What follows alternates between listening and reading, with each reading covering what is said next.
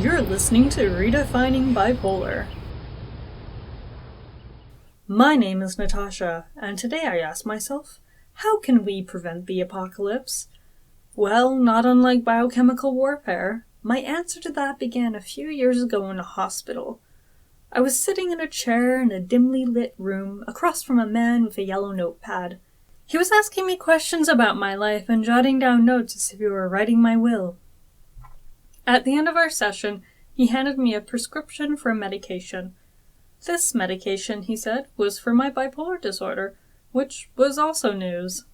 It might seem like sleight of hand to pass over a piece of paper with medical jargon on it while casually saying you have a severe mental illness, but it's probably just bad timing. Nonetheless, I left the office staring at the prescription like a deer in the headlights. That was not how I expected I was going to start my Tuesday morning, but then again, no one really expects to wake up to fire raining down from the heavens. Years later, I have a small apothecary at home, resulting from meds that should have worked but didn't, and a few meds that I take every day to ward off my personal apocalypse. No, this is not a story about saving the world from its imminent demise, although having mental health care for all would definitely help with that. This is a story about the angels and demons in my mind, and how medication tamed my ongoing Armageddon. I tell this story for those who find themselves on the doorstep of the bipolar diagnosis, with prescriptions for medications with funny names like Epival and Seroquel. You might be fighting your own battle, and medication might seem like the cure to whatever virus plagues your world. Alternatively, medication might seem like the zombie waiting to bite you and turn your brain into mush. Whatever your suspicions on this topic, there's some common ground we can find before we march forward. The one thing a lot of us fear the most is, what will it feel like to be on medication? It's a unique experience, and each med will affect each person differently. For example, some people love lithium, a go-to for the bipolar family. But some people find it just doesn't work.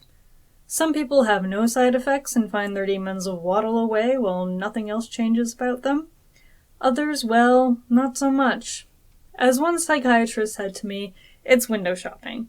There's a lot of trial and error. You probably won't find the perfect med on the first try, but keep trying.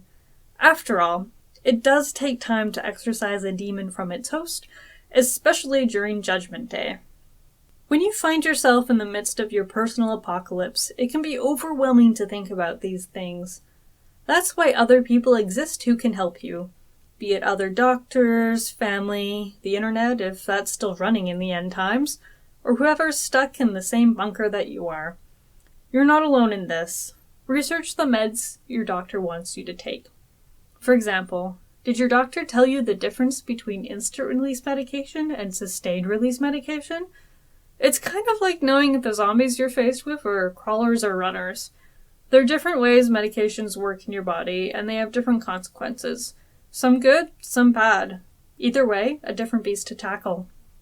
You have a right to fair treatment, and you shouldn't be pressured into taking this med or that. Unfortunately, medication might be forced on you in certain situations, but you still deserve a say. After all, this is your story, your personal apocalypse. Choose your own adventure, be it nuclear disaster or viral outbreak. Your story doesn't end at a bipolar diagnosis. It just changes.